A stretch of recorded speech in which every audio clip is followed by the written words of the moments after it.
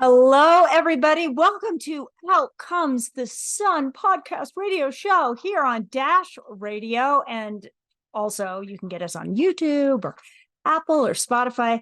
Anyway, yes, you are listening to Mariel Hemingway. That's me. And Melissa Yamaguchi. That's my co host. She's amazing. They're going to it. be able to find us on ham radio before you know it. What is ham radio? It's the old people would put those antennas Oh, in their yeah. Oh, my backyard God. that went up to the sky. Coming to you live from like Yeah. Maybe it'll be like with the whole new alien thing. Maybe we can tune into another another atmosphere, Yeah. another Yep. thing. Yep. Wiki. Hey, I've got something pretty cool I want to talk to you about. Okay, good. What? There was a recent poll taken upon with all the school counselors across America, predominantly junior high, like 7th, 8th, 9th, and then high school ages. And they came up with the 7 most prevalent issues that the kids bring up most often with their school counselor. And really? I thought it was kind of interesting for the work that we're doing on the show. And the number one subject that's brought up is they go to the counselor to find a safe place to discuss their feelings. This is like a safe haven. And they don't even, many of them apparently don't have the verbiage. Some of them don't have, not many of them, some of them don't have the verbiage on how to articulate what they're feeling or their emotions, but they just need a safe space to talk about it where they don't think it'll run back to the parents through the. Right. And then they also, the counselors were saying that they've seen a remarkable change in how the children are, the maturity level on how those who do understand their emotions, the maturity level on how they're understanding that they need to take responsibility for it. So this safe haven is their kickstart, but that's the number one reason they come to the counselor. Number 2, they come to discuss the pressure from family, whether it's to get out of school and get a job, or whether it's to make good enough grades to get a scholarship to go to college. These kids need a place to land where they can discuss pressure outside of talking to aunties and uncles and extended family and friends. The third most prevalent topic is identifying their feelings in order to change their behavior. If they find themselves, this is interesting. I don't know how many kids in my grade, Meryl, when I was in school, kids that were constantly getting in trouble for whatever reasons I didn't know about. I'm not aware if any of them were identifying that they needed to change their behavior. But I think because of the internet and accessibility to so much information, these kids are realizing, like, I don't like this. I'm constantly getting in trouble. I know I'm disrupting the class. I need help, but I don't know how. I want to identify this so that I can change my behavior. They're seeking it out, which I think is so promising. Yeah, and to understand that behavior needs to change, and that's a really positive step of self-responsibility. Oh Because man, we're always talking about that. It yes, really comes with, at the end of the day, the only person that can make a change is you, yes, and the only person that can take responsibility for however you're acting is you. I mean, yes. we all have to go, oh, I exploded. Yes, maybe I had triggers. Yes. But at the end of the day, you have to go, well, I did this. I made this choice. I don't like this. What do I need to change so that I don't feel this again? Yeah. I love that kids are actually, and again, one of the benefits of the internet is like, Yeah, maybe that's a positive. I Something think so. went through their feed and they saw something and they were like, wait, I do that. Or wait, maybe there's something to this. Well, that's our whole really goal with cool. the resource navigation for Mariel Hemingway Foundation. We want people to understand that there's stuff out there, and these Yes. kids are getting good at navigating it, but making it more prevalent is probably is our goal. But the fourth Yes. reason that they go to a counselor is they need, this makes sense, they need a sounding board. And you may think, well, Yes. how's that different from trying to find a safe space, from trying to find this? Sometimes they don't talk. Right. Sometimes they just go in there to escape maybe classmate bullies, to Yep.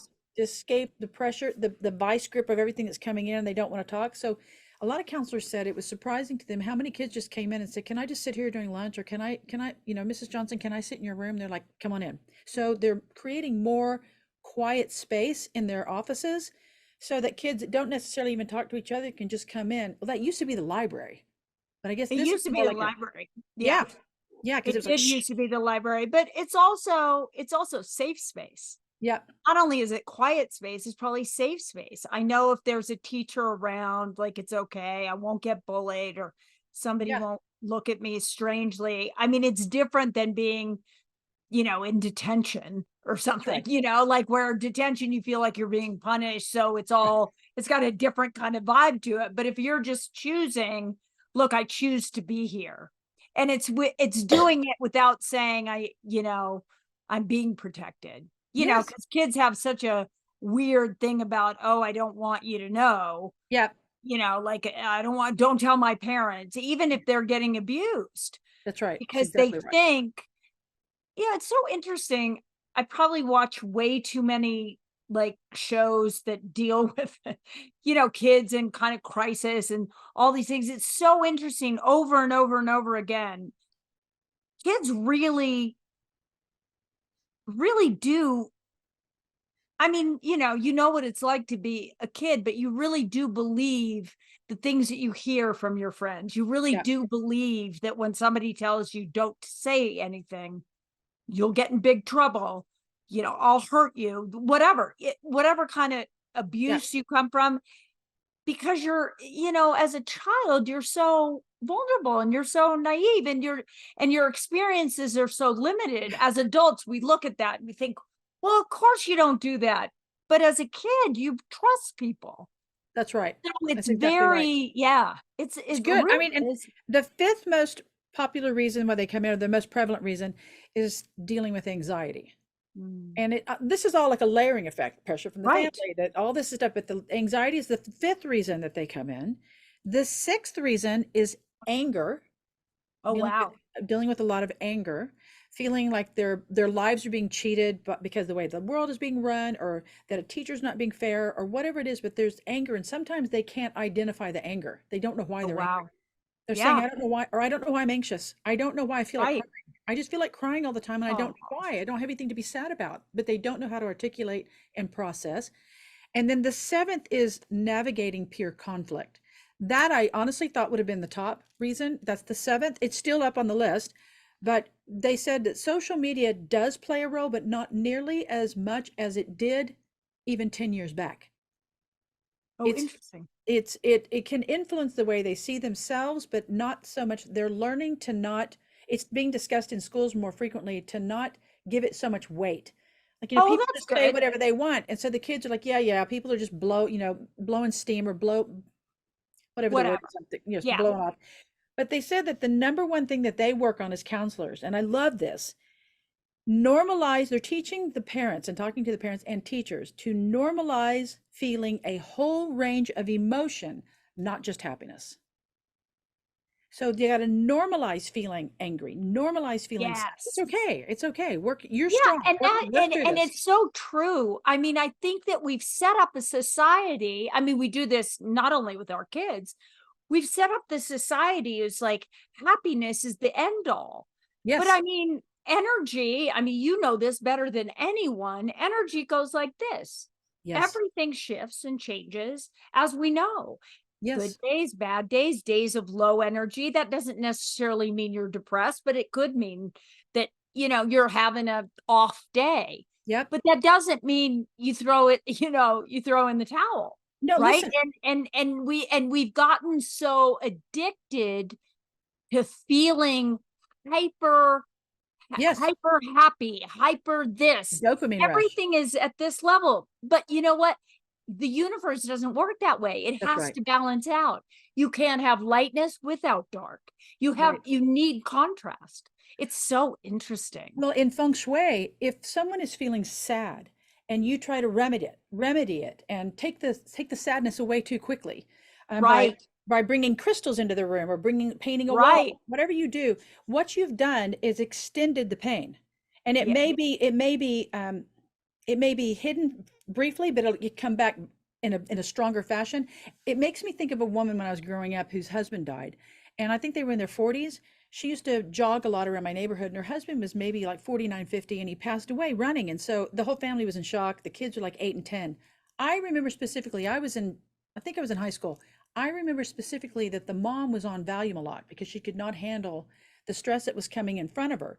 And everyone, all the women at the fence, everyone kept thinking like, when is she gonna, Right. like, you got to feel this, you got to really deal with the reality of what's going on. And she Yeah. kept pushing it away. And when the doctors were saying no, no more Valium prescription, Right. prescription, Right. she went Right. to alcohol. And so the suffering was she couldn't face it, so she kept pushing it away. I just think that, in, like you said, in energy, we have to teach people how to sit with it long enough and then trust themselves to be strong enough to push through it. Absolutely. Yeah. Absolutely. Well, this is a great conversation that we'll probably have more of the same. But you have the great pleasure of interviewing a great guest next, who we love, who's been on the show a couple times, and I think this is his third time on the show. Is it his third, fourth time on the show? We love him, John Sanei. I know you did an amazing job, and I know it's an amazing conversation. So everybody, if you're just tuning in, you're listening to Out Comes the Sun podcast with Mariel, Hemingway, and Melissa Yamaguchi, and we've got John Sanei next. As a mental health advocate and author, I love books. Books have the capacity to inspire, educate, transform, and ultimately help readers all over the world. So if you want to publish your book, or if you need help writing your story, I highly recommend Mindstir Media, rated the #1 best book publisher around the country. Mindstir Media can help you no matter where you are in the book writing or publishing process. Go to mindstirmedia.com to learn more and schedule a consultation. Welcome back to Out Comes the Sun podcast and radio show. If you're just tuning in, you're in for a treat. As Mariel told you, we have one of our favorite recurring guests, John Sanei, 5-time best-selling author and global strategist. He's also a trend specialist. And John's going to share with us some exciting information that he's sharing with his audiences. We're so fortunate to have you sharing with ours. I have a question for you, John. Welcome. I have a question because I'm always thinking about stuff that what you've shared with us kind of ruminates, and I ponder over it, and it stays with me, and I start like percolating like a coffee pot. And there's a couple of things that you have said, and one thing that I'm hoping you'll address more towards the end after you share with us the meat of your sandwich here. So the first thing I want to say is, with all of our social disruptions, whether it's economic recession or pandemic, new technologies, individual life changes, transformations, good or bad, how do we motivate and guide people and our peers and ourselves even to cultivate resilience? I think there's a lot of that people get tired and beleaguered, and they don't know how to look to the horizon. They have this, besides being tired and beleaguered, they don't have the resilience. So how do we cultivate resilience? And I know that you're very good at offering this path for embracing life's instability, but I would like to know about cultivating a chance for something greater in your life. The idea of resilience, I think, used to be incredibly popular in a time of stability, because you weren't really dealing with everything changing around you. You just needed to push through the next linear sort of pace or space that you were in. Mm-hmm. I think with so much uncertainty around, it's very difficult to stay resilient, because resilience usually means to respond and recover back onto track. And unfortunately, getting back on track is not really what you should be doing here. And truth be told, if you're fighting something to make it happen and you're being resilient in the face of it, you're not in a state of flow. You're not actually in a state of creativity. It's hard work to be responding and recovering and getting the plan back on track. But alternative to that is, how can you be adaptable and in a flow state?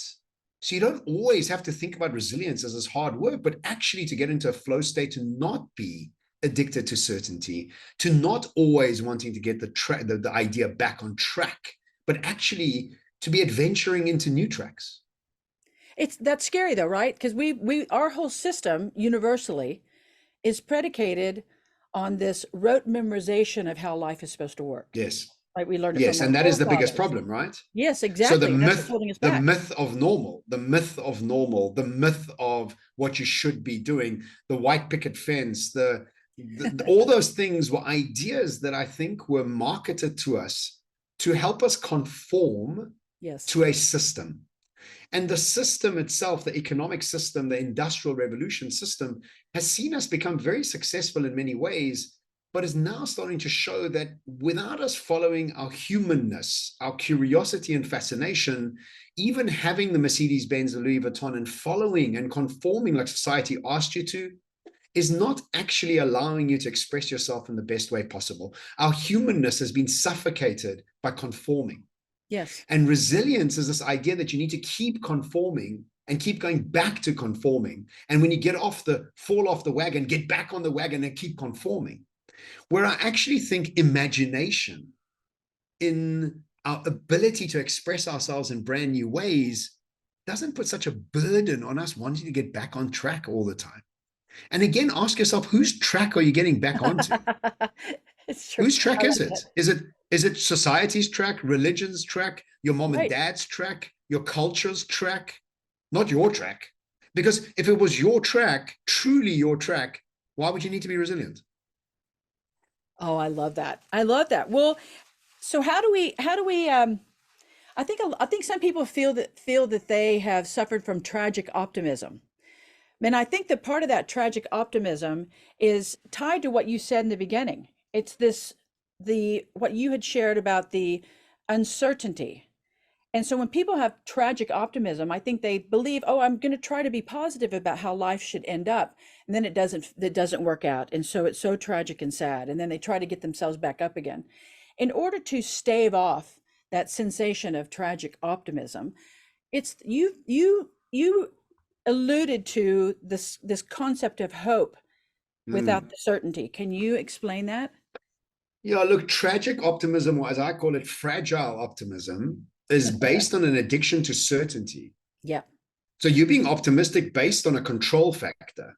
You're not being optimistic in your ability to access your creativity and your lateral thinking and allow that creativity to actually fuel how you move forward, not based on an outcome, but actually based on your access to your joy and your flow state. You see, what the Industrial Revolution always got us to do is focus on an outcome. Yes. What growth mindset says is focus on the process. I made a pod a while back that I said, I think goals are useless. I think systems are everything. Because the system says if I follow a system, a behavioral system, and allow the goals to become fruits of the system without me aiming at the goal, but focusing on the system, now I'm always in a state of flow because I'm excited about the system. Would You you know, so liken if you're that to trying to, rituals? Would you liken that to people's of rituals? course, of course. Okay. So think about people that don't think about people that always want to lose weight. Yes. Are they living a healthy life? And if they are, they wouldn't be focused on losing weight. They would That's just right. live a healthy life. And so your system is just living a ritual life that is your body is, you're listening to your body, you've healed the trauma around what you need to do with your body. And now what you're doing is just living a healthy life. And your system is now taking care of you, staying in a good weight. And so again, I think this idea predicated on certainty is the biggest problem we have in our society, is because our brains have been wired for outcome, not process. Our systems have been focused on outcome, not systems. Like the whole thing is wired for outcome. And so what we have to do is we have to think about hope in a brand new way, because hope has been predicated on certainty, and having a level of certainty, having goals in that linear line of certainty, and then driving ourselves with resilience through the process of achieving our goals with this type of certainty ahead of us. But today we have no certainty. Many of our goals are becoming irrelevant because of the advent of technology and AI. Yeah. It's almost like getting an MBA seems pointless in a time where AI can pass an MBA in 4 seconds with much higher marks than you. So what's the point of that? And what does critical thinking actually mean? And what does creativity actually mean in a time where we have to recalibrate our intelligence? Like, what does it mean to be intelligent? It used to be really, really important for you to understand and parrot fashion a book a few years ago, but today it doesn't mean anything. So does that intelligence mean anything? No, it doesn't. So we have to think about hope in brand new ways, because the world is hopeless not because they're hopeless, it's because they're addicted to certainty and there's no certainty. So now they feel hopeless, but they're not actually focused in on their creativity, which is really where their magic lies. Yes. So Carol Dweck wrote about this in The Growth Mindset, which has become such a pivotal book around the world. But what Growth Mindset, all it said was, access your dopamine through the struggle, not the outcome. That's actually all it says. The whole thing is, can you celebrate struggle? And most people can't because they want outcomes. But in order for us to develop a new type of hope, we need to understand courage in brand new ways. And courage itself comes from the French word corps, which is heart. Do you have the heart to step up in times of uncertainty? And what we have done in the agricultural era was focus on our bodies because physicality was the most important thing. In the industrial era, it was our brains because we needed logical and analytical thinking. Yeah. In the quantum era, it's going to be heart because heart is where the emotions lie. And the currency of the future is emotions, not smarts. It's wisdom. And so in order for us to understand hope in brand new ways, let's understand courage in a space of heart intelligence. So the first type of courage that we need to unpack is called intelligent courage or intellectual courage. And what this is asking us is, are you courageous enough to think new thoughts? And what neuroscience is proving to us now is that we have between 60 and 70,000 thoughts a day, of which 90% are the same thoughts as yesterday, meaning that our brains are not courageously thinking new thoughts. And in fact, anybody who's not thinking like we do, we boo-boo them, we judge them, we throw them out, and we don't want to engage with them, which means that courageously, we're not intellectual at all. The second type is emotional courage, is are you willing to sit with uncomfortable emotions? And if we think about the state of anxiousness and frustration and loneliness around the world, people are not sitting with their emotions. They'll drink them away, drug them away, sex them away, whatever we can, not to feel sad, not to feel upset, not to feel any of these things that actually are part of our human experience. And people are not sitting with emotions well. And so that means that emotionally, we're not that courageous either, which is weird because we think we are, but we're not actually. We can see pharmaceutical industry quadrupling in value over the last 10 years. What does that mean? Everybody seems to be on a mood enhancer. Why? Because the doctor doesn't ask you where that came from. It's like, oh, you're not feeling great. Oh, yeah, take this Prozac. Okay, no, just keep going, don't worry. And that's a broken system because you're not actually fixing anything, you're just numbing it. That's right. The third type of courage is spiritual courage. And what spiritual courage is, are you living a life based on your purpose? And most people are in a panic because they might not be living a life on their purpose. And so we look at the stats at Google, and what is purpose of life has increased as a Google search over the last 4 years by 9,000%. People are in a flux trying to figure out what their purpose is. And all of a sudden it's become this thing. And let's remember that schooling, organizational structures, and even some religions never wanted you to be on purpose. They wanted you to fit in, not fit out. That's right. So we have a society that is not courageous spiritually because we haven't learned how to live on purpose, which really comes from our personality, our heart, and our desires, curiosity, and fascination, that if you were too much of that at school, you were a troublemaker. You weren't actually somebody that was creative, right? Right. The fourth type of courage is moral courage. And what we all say is that, of course, we're moralistic. Of course we are. But behind the scenes, very few people are. And the reason is that when you're in survival mode, when you're addicted to certainty and there is no certainty ahead of you, you're in a panic. And when you're in a panic, morals are very secondary. Yeah. And we can see this because EY got caught cheating on their ethics exams in Europe and got fined 100 million euros. Why? They were in survival mode. They're not bad people. That's right. They're just in survival mode. All of us in survival mode are not moralistic. Very few of us are. And so we realize that even on a moralistic level, we don't have any courage because the truth is that hope was predicated on certainty and our brains are looking for certainty, which means that all the other courages fall out the window. And then we have the fifth courage. And the fifth courage is about physical courage. And most of us think that this is courage. Did you do the Ironman? Did you swim 5 kilometers or 3 miles? Did you fast? Did you do the breath work? Did you do the cold water swimming? Oh, you did. Okay, you're very courageous. And yes, you are very courageous because those things are not easy. They are hard.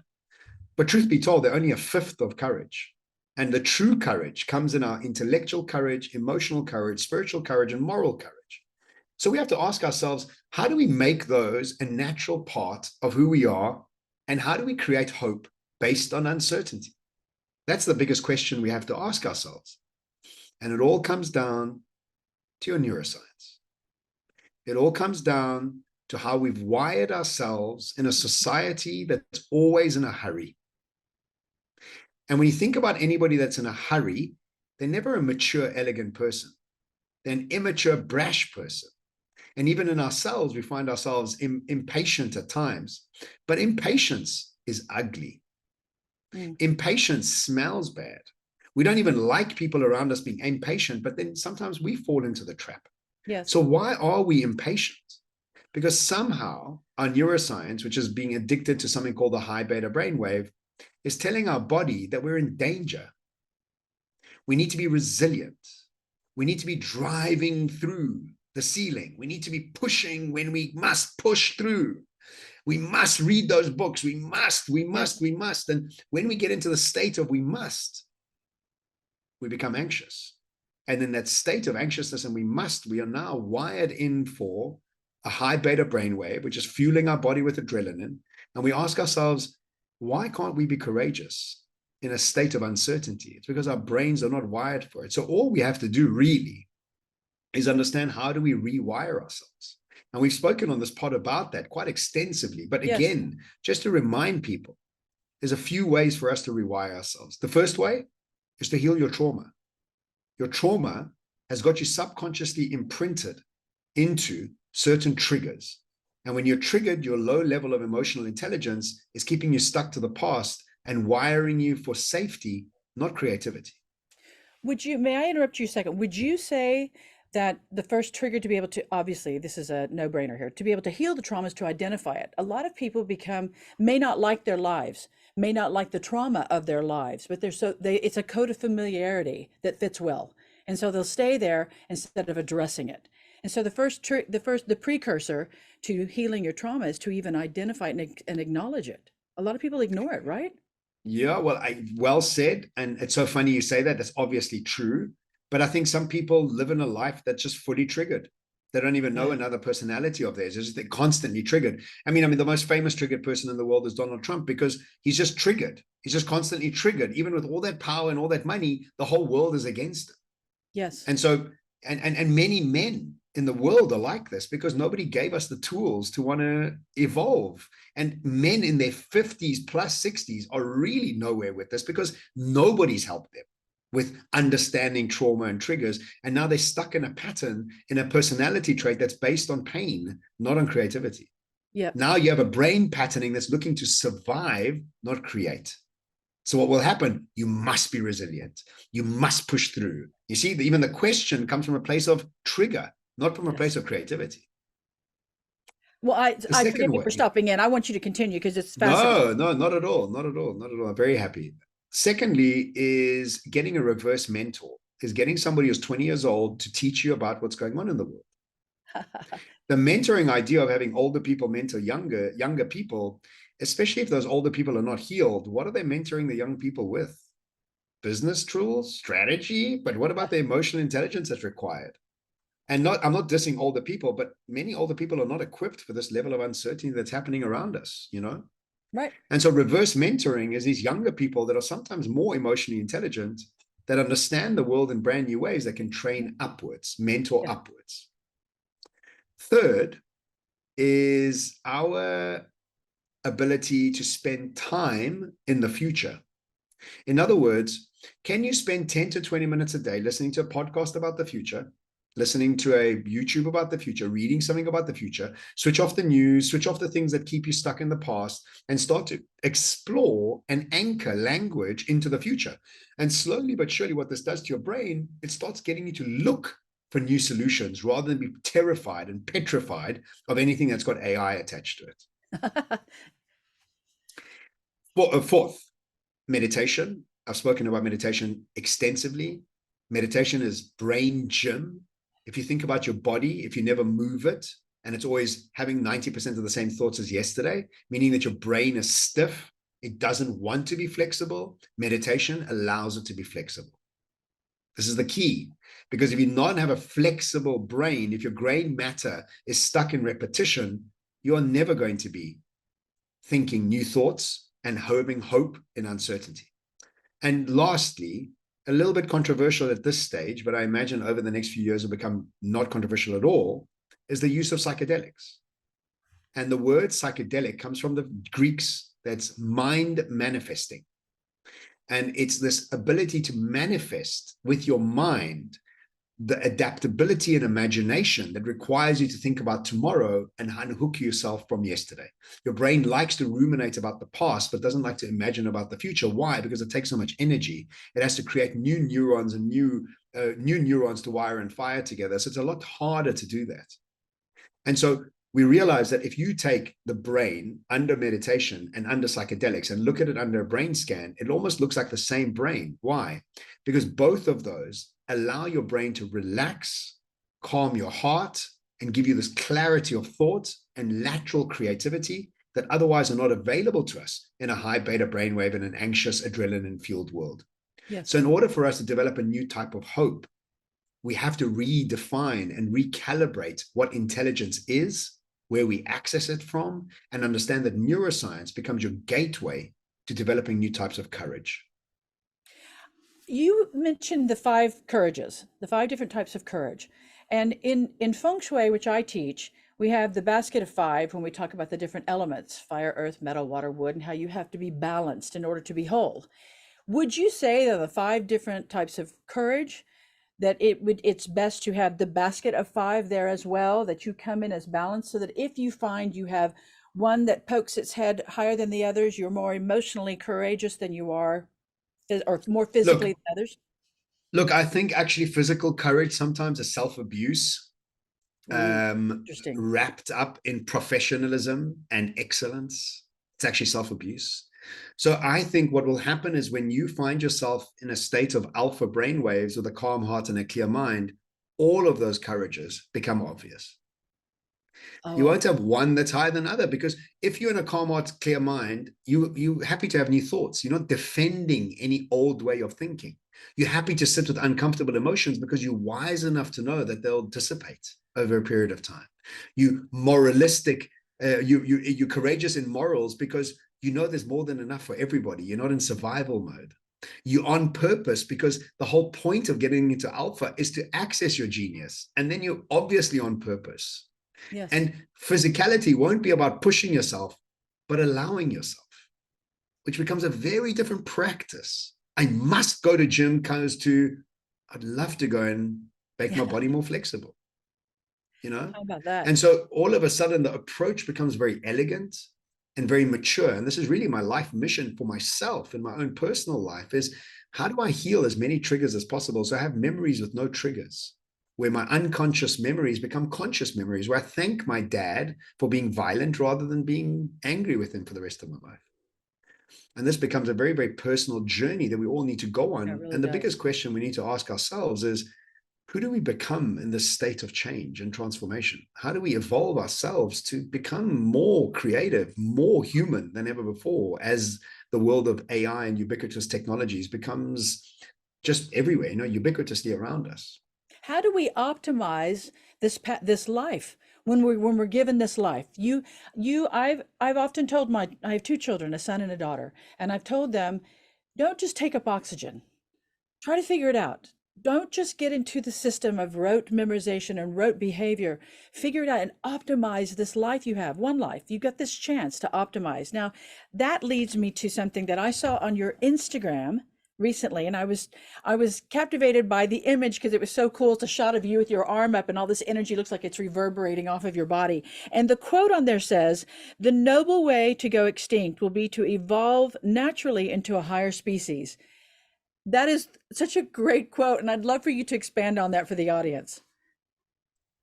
Everybody's talking about extinction Yes. and how things are becoming extinct around us. And maybe our global warming has to do with it.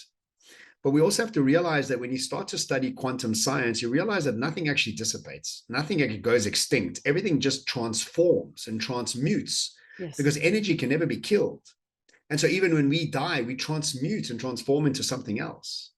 And so we think about extinction again in a self-punishing way and say, we've been so bad. Look at all the havoc we've created. Self-abuse, self-punishment, constantly telling ourselves how bad we are. We must be punished for this. But if we think about it in quantum science terms, they've just elevated, evolved into another reality. They haven't gone anywhere, really. We just can't see them with our five senses anymore. And this might be a bit wooey for some people, but realize that your reality is governed by your five senses. If anything doesn't fit into your five senses, you think it's rubbish, which is the most arrogant way to think about reality, because your eyes can only see 0.0003% of the potential light in the universe. So, like, what are you so arrogant about for in your slither of reality experience?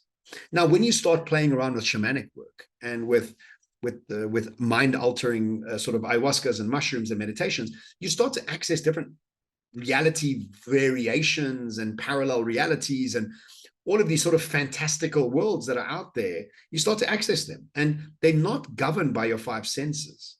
And so when I talk about our ability to go extinct, I don't mean for us to perish.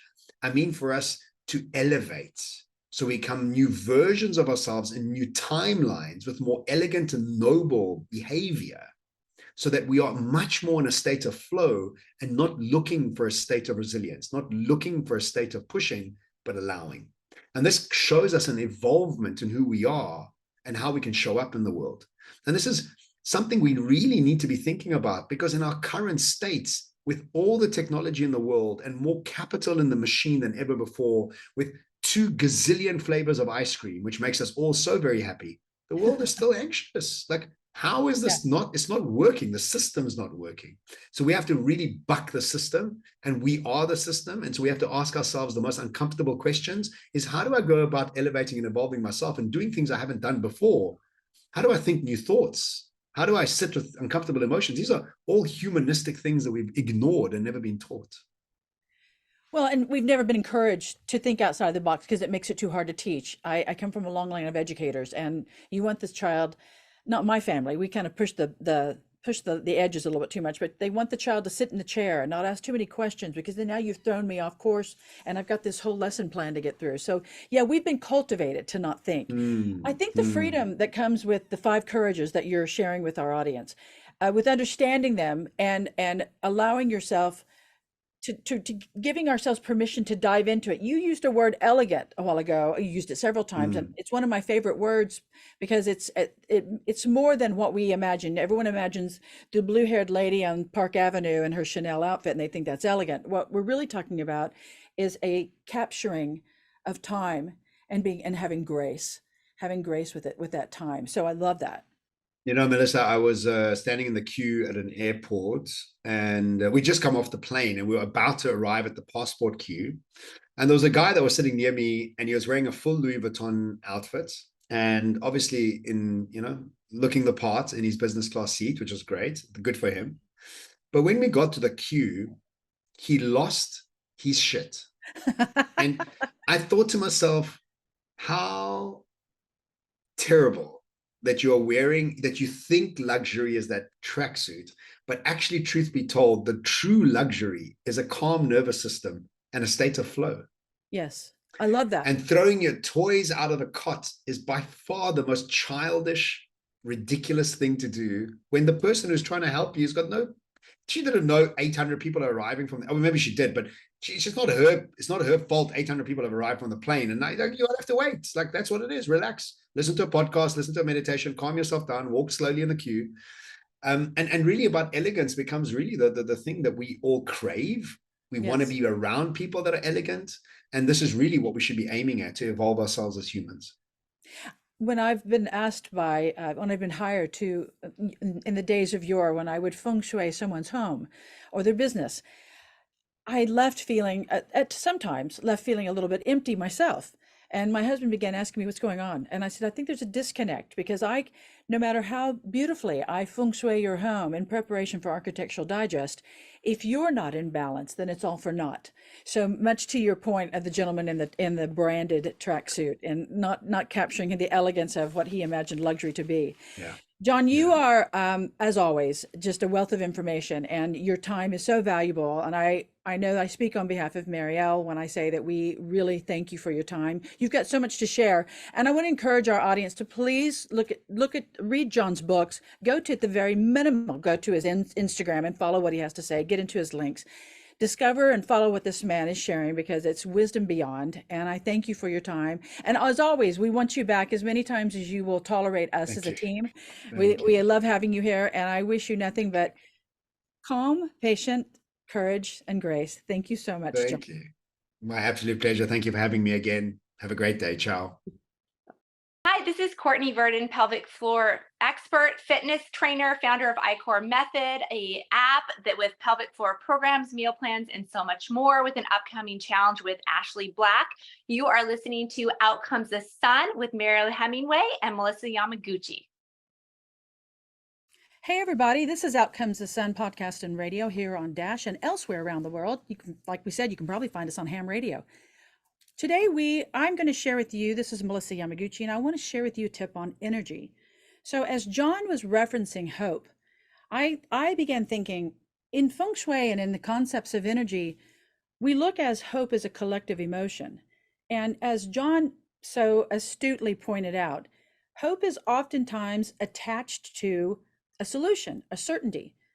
But in feng shui, we know that you cannot predict outcome. You can hope for outcome, you can have the best laid plans, but you must prepare yourself for whatever could possibly come around. Now there's a million variables, so how do you do that? Well, there's a way to keep peace and hope in your own spirit and mind, and it is through the following.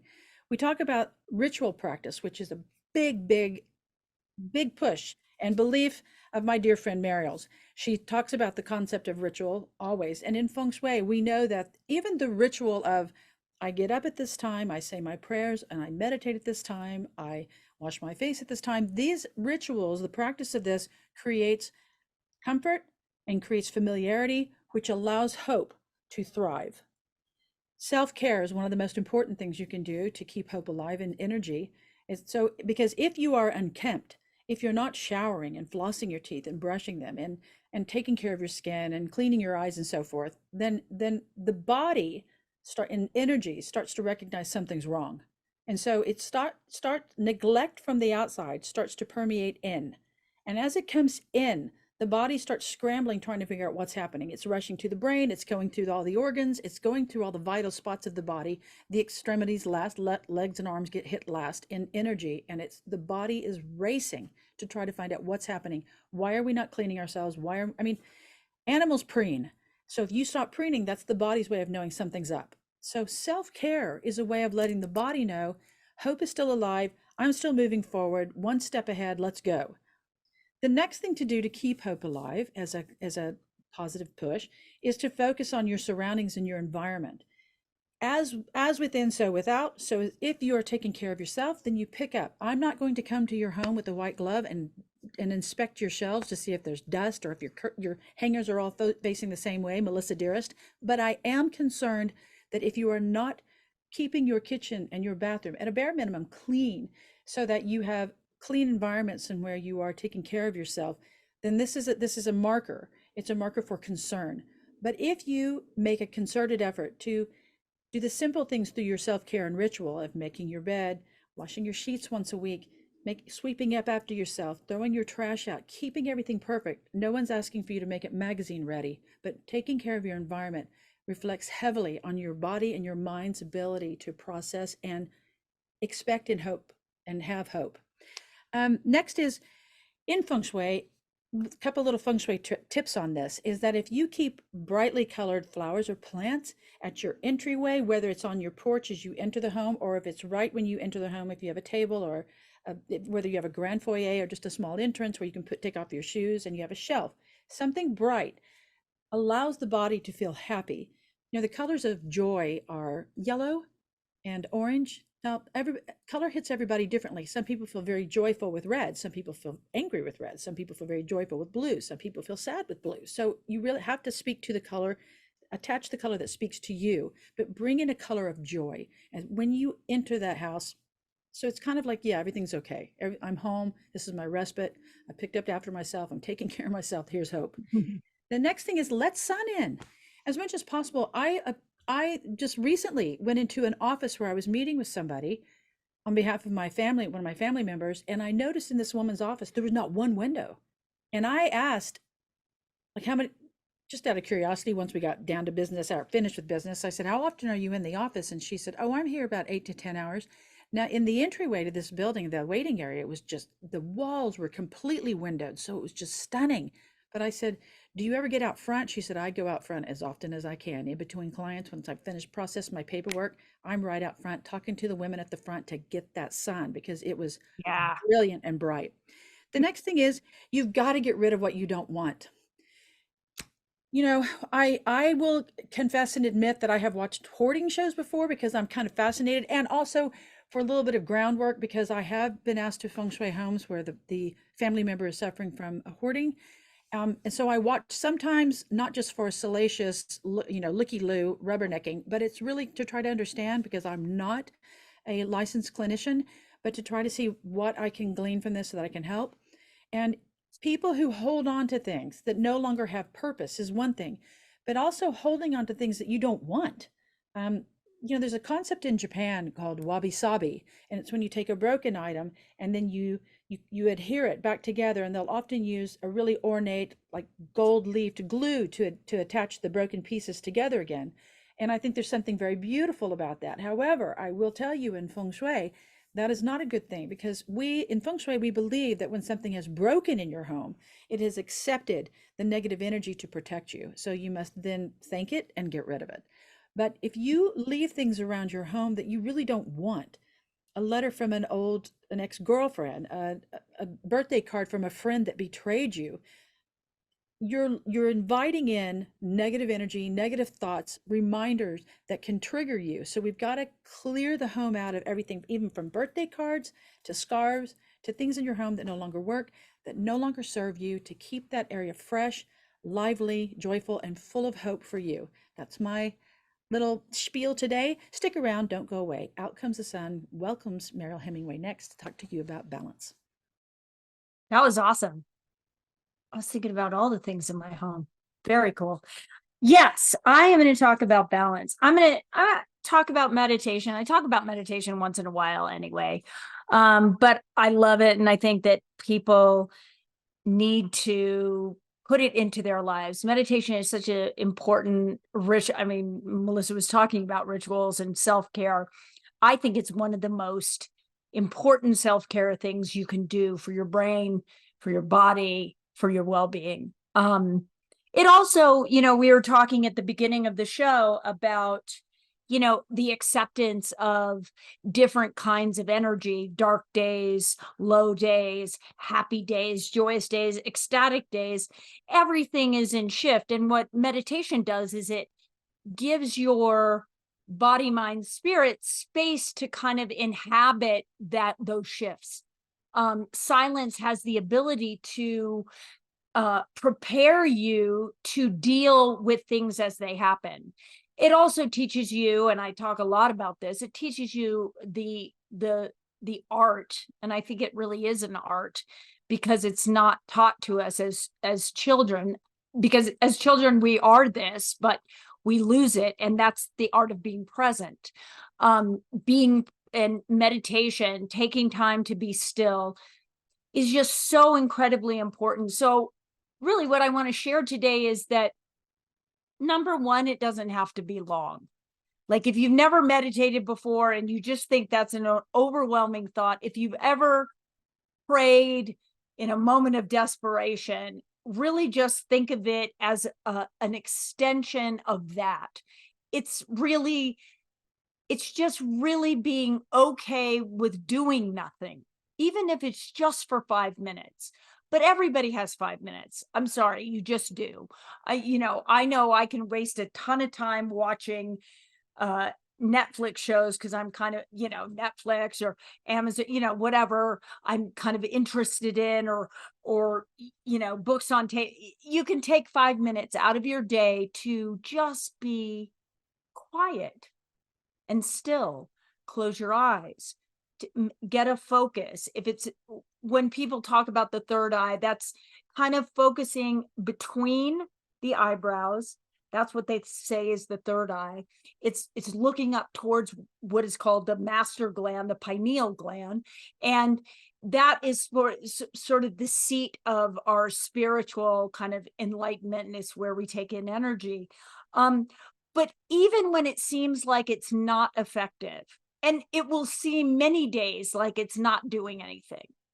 And then some days you might have a day where you're like, wow, that went by really fast and I feel really good. Don't expect solutions to come to you in meditation, although sometimes they can. But oftentimes, if you have something that's bothering you, take time to be still, try to just be okay with thoughts coming and going, because thoughts come. Thoughts, we are human. Thoughts do not go away unless you're a monk in Tibet. It's just not going to happen, right? We're just too ensconced in this very frenetic world. But allow those thoughts to come and allow them to go. And I promise you, if they're super important thoughts, you will remember them afterwards, right? So always know that thoughts come and go, and you may get answers to things that are bothering you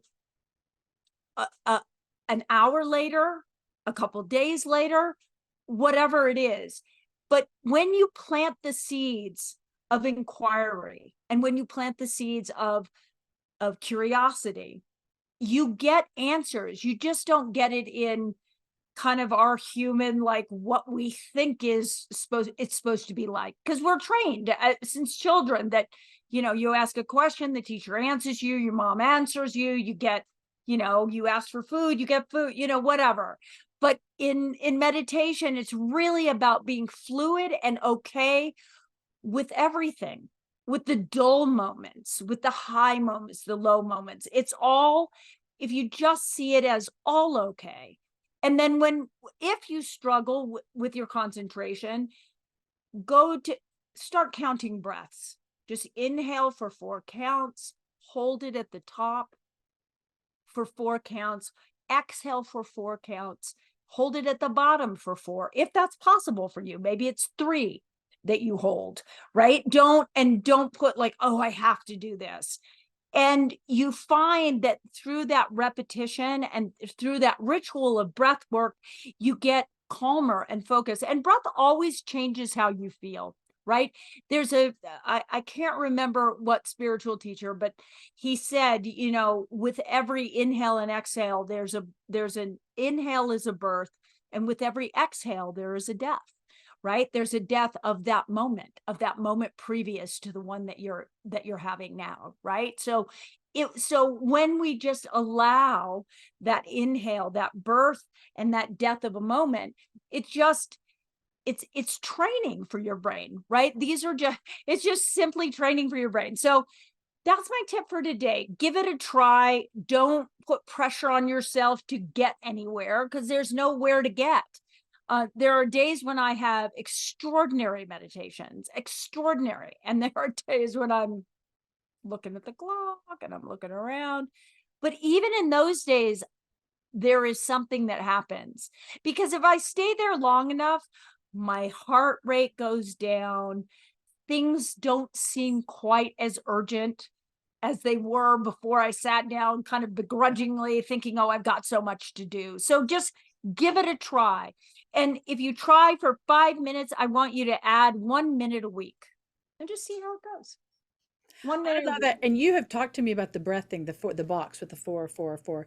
And one time in feng shui, when there's anger, like a discussion, like a heated debate or an argument, you're supposed to like take a step back and kind of, and like you can ring a bell or do something. Well, I decided to use the box breath, and Billy and I were having a disagreement, a little bit of a loud disagreement. The loud always comes from me, I'll be honest. Billy's not so loud, but I got really upset, and he said something, and instead of me responding, I decided to do the breath. So I was breathing in, and so I'm doing that twice, and he's staring at me, waiting for me to respond, but I'm breathing. And he goes, "What are you doing?" I said, "I'm doing the 4 breath." He said, "Melissa, could you take it down to 2? My 4 breaths were taking too long. He needed to know what the heck I was talking about, but I love it. Yeah, it's all good. It's all good stuff. And also, there's just know, like I know there are people that are really good at meditation or they're really good at, whatever. But I mean, honestly, it's like living. It's like, oh, I'm really good at living. Like I'm an expert at it. Because some days you're just crap at it. Like some days listen, it's like all this stuff is tough. Well, the competition, the constant competition, the constant comparison tells me in energy work that energy is blocked somewhere around your stomach. And I have to work with you on that. So yeah, that's a whole nother day. We can talk about that stuff too. Perfect. Well, everyone, this has been an amazing show. I love John Sanei. Thank you so much for taking over and having so many amazing questions for John. And thank you, everyone, for tuning in. We love you. We love that we're with Dash Radio. Thank you to Slater Smith, who is our executive producer. We love him. And thank you to everyone at Dash, and thank you to everyone who follows and listens to us. We are super grateful for you and to you. And remember, this is always about, we're trying to get a little bit of awareness to the Mariel Hemingway Foundation.org, which really is all we want to become, is a resource navigator. This is not about Melissa and Mariel trying to do anything and become doctors or anything like that. We just want to be able to help guide people to the help that they need, whether it's holistic or psychiatric or who knows, an addiction center, whatever it is in the mental health realm, which there are vast and many things involved in the mental health realm.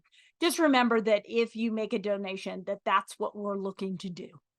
And we're also supporting our podcast. So there's that too. Thank you, everyone.